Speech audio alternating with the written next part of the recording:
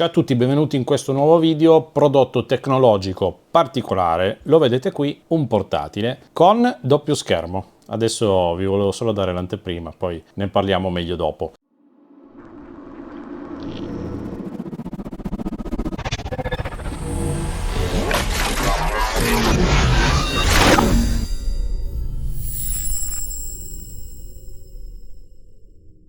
Allora, in tutta sincerità, di computer, mini PC e robe varie me ne arrivano una caterba. Sono tutti dei taglia, copia, incolla, anzi senza taglia, copia e incolla. Sono più o meno tutti uguali, cambiano un po' le caratteristiche, con qualcuno abbiamo avuto dei problemi, allora magari li segnaliamo, ma se funzionano più o meno sono tutti uguali. Quando invece mi arriva un prodotto diverso come questo, che ha qualcosa di particolare che lo contraddistingue, allora diventa interessante farne un video. Direttamente dal sito Geekboeing, questo notebook che si chiama N1, particolarissimo, schermo principale IPS da 16 pollici, ma abbiamo anche un secondo monitor con una meccanica particolare che si tira su, ma ve lo faccio vedere dopo, da 14 pollici in formato ultra wide e addirittura touchscreen. Un computer che non è stupido perché monta un processore Intel, un i7 10850H, il tutto correlato da un SSD M2 da 1 tera e da 16 GB di RAM DDR4. Wi-Fi dual band, Bluetooth 4.2, USB 3, uscita HDMI, espansione PCI Express, abbiamo una connettività e possibilità di espansione assolutamente completissima. Batteria integrata 51 Wh, dovrebbe garantire circa 2-3 ore di autonomia buone. I numeri grossi ve li ho dati, quindi adesso passerei direttamente allo spacchettamento e poi facciamo due prove. Però prima di andare avanti, mi raccomando, iscrivetevi al canale, così lo facciamo crescere. Prodotti interessanti in questo modo ne arriveranno sempre di più e io sarò felice di proporveli. Buon video! Eccolo qua, N1 PC. Allora, sulla scatola niente di particolare, però è fatta in modo comodo con la valigetta. Protezione, guida rapida, alimentatore cavo con spina, nient'altro di particolare. Vediamo subito l'alimentatore, che è un'uscita 19 volt 4.73 ampere da 90 watt, polarità positivo centrale, connettore circolare di tipo piccolo. In questo piccolo cofanettino abbiamo una guida rapida che in un computer sicuramente è superflua. Protezione, altra bustina di protezione.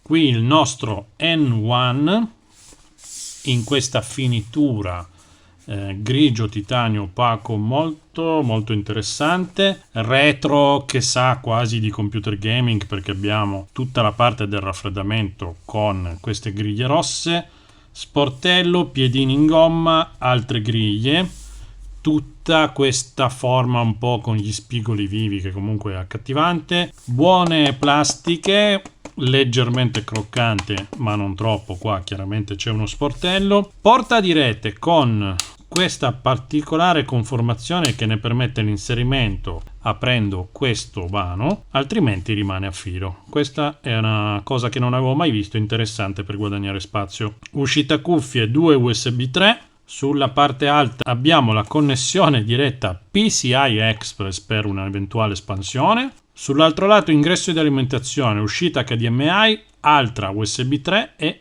Type-C. Parte bassa nulla, apriamolo. E qua la particolarità. Vedete questo movimento? Ok, quando apriamo lo schermo principale si apre, collegato meccanicamente qui a una cerniera, anche lo schermo secondario. Vedete? Un sistema comunque robusto con questa staffa in acciaio che non mi sembra precario, non vedo grosse problematiche. Quindi appoggiamo il nostro tablet, lo apriamo e ci risulta questa doppia soluzione che potrebbe rivelarsi interessante. Tastiera con anche il touch. Tastiera che è una QWERTY ma non è italiana. Una buona tastiera che non è meccanica ma comunque risponde. Questi tasti sono nero opaco, si vedono molto eventuali tracce di grasso sporco eccetera, però interessante il fatto che abbiamo anche il touch integrato. Pulsante d'accensione, io lo metterei in carica. e comunque si riesce a manovrare anche con una mano sola, perché vedete che la base rimane con il peso sotto. Possiamo aprire il monitor, riusciamo a farlo tranquillamente con una mano sola, effettivamente ha un buon peso, la base rimane ben piantata. LED sull'alimentatore, abbiamo un LED rosso qua vicino al connettore, molto fine comunque il video, anche le cornici del monitor principale sono molto fini. Qui si intravede una cornice che è abbastanza allineata con quella superiore. Lo lascio un attimo in carica, poi facciamo la prima accensione. Ok, parto col video al buio perché voglio vedere bene con voi la prima volta, dopo aver spellicolato, cosa succede effettivamente nel momento in cui accendiamo il computer.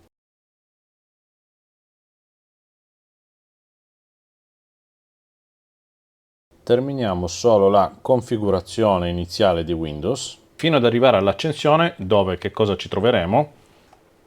Troveremo un computer con due schermi, uno standard, tra l'altro molto bello, molto luminoso, nel video non riesco a farvi apprezzare tutto quanto, ma chiaramente la particolarità è lo schermo inferiore, ma vedete che sono praticamente estesi, disposti uno sopra l'altro. Questo cosa vuol dire? Vuol dire che in fase di lavoro posso spostarmi delle cartelle, gestire il lavoro contemporaneamente su due schermi, ma in un'unica macchina. Diamo un'occhiata alle impostazioni. Identifichiamo i monitor, vedete che abbiamo effettivamente monitor 1, monitor 2, con la possibilità di estenderli. È il metodo più semplice e più sensato per usarli perché possiamo trascinare dall'alto verso il basso, ma potremmo anche duplicarli. Il problema sono le diverse risoluzioni. Abbiamo un monitor 1900x1020 nella parte superiore, con la parte inferiore che diventa un 3840x1100. Utilizzo che risulta piacevole. Ora vi faccio ancora vedere la tastiera che si accende col tasto funzione retroilluminata, si può spegnere o accendere, non ha livelli di luminosità separati. Questa è una macchina che si presenta interessante sotto questo punto di vista.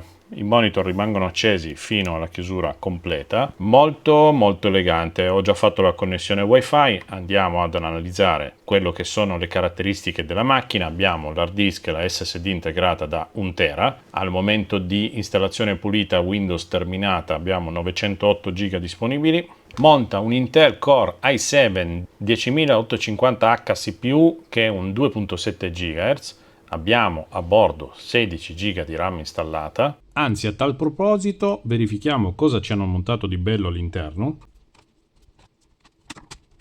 Abbiamo una M2 SSD Pro della EaGet e sinceramente modello S300L, marchio che non conosco, mentre come memoria abbiamo delle HeyReady, anche qui che non conosco, DDR4 da 16 GB 2666 MHz. PC4 21333, produzione 30ª settimana del 2023. Come vedete abbiamo un altro slot libero, ovviamente abbiamo un altro slot M2 per l'espansione e volevo vedere se abbiamo la possibilità di montare anche le memorie, quelle più corte. Sul coperchio non abbiamo niente per dissipare il calore, però abbiamo la griglia proprio in prossimità delle parti che scaldano. Sistema operativo a 64 bit, Windows 11 Professional, chiaramente già attivato. Abbiamo fatto il login con un account Microsoft, quindi abbiamo tutti i vantaggi del caso come una parte di Office inclusa, l'antivirus e tutto quello che fa parte della suite Windows 11 Professional. Stacchiamo la batteria. Rimane particolare, bisogna farci l'abitudine perché abbiamo la tastiera che è decentrata molto bassa a sinistra, il layout purtroppo non è italiano, è molto comodo avere il touch integrato qua sulla destra, chiaramente è sempre un touchpad, quindi un mouse esterno wireless è la soluzione migliore per lavorare come si deve con questa macchina. A macchina accesa in standby mi dà una durata stimata in questo momento di 4 ore con la batteria al 100%. Tutta la possibilità di avere le scorciatoie rapide che fanno parte di Windows 11. Proviamo a dare un'occhiata su quel che riguarda la parte monitor superiore e inferiore. Andiamo direttamente su YouTube, cerchiamo un video in 8K, tastiera che comunque risponde bene, anche se io ho sbagliato a scrivere. Dovete solo prenderci molto l'abitudine, perché dove normalmente cerchiamo il tasto del abbiamo il tasto di accensione, il tasto del è più sotto, bisogna un attimo prendere mano con la tastiera. Lo shift ne abbiamo solo uno da questa parte, quindi bisogna farci un attimino la mano, è per quello che anch'io ogni tanto sbaglio a scrivere. Vediamo un po' come va col monitor e con l'audio. A 1080p proviamo a metterlo almeno in 4K. Andiamo a schermo intero. Monitor che non è niente male, chiaramente nel video non riuscite ad apprezzarlo, in più c'è l'interferenza, ci sarà lo sfarfallio classico delle luci, però non è niente male il monitor, la fluidità è ottima. Stiamo scaricando in 4K, si vede molto bene, molto fluido. Proviamo ad andare avanti. Belli i colori, sicuramente un'unità che al lato pratico risulta molto apprezzabile. Cosa succede se ad esempio vogliamo spostare un video nel monitor inferiore? Possiamo farlo. Se lo mettiamo a tutto schermo, chiaramente riusciremo a prendere solo, essendo uno schermo molto wide, riusciamo a prendere a schermo pieno l'altezza ma non la larghezza. Vi faccio vedere anche il monitor inferiore, che comunque funziona bene, quindi non c'è da escludere che un utilizzo possibile sia quello magari di guardare un video mentre si lavora su un foglio di calcolo o qualcos'altro, il tutto in un'unica macchina.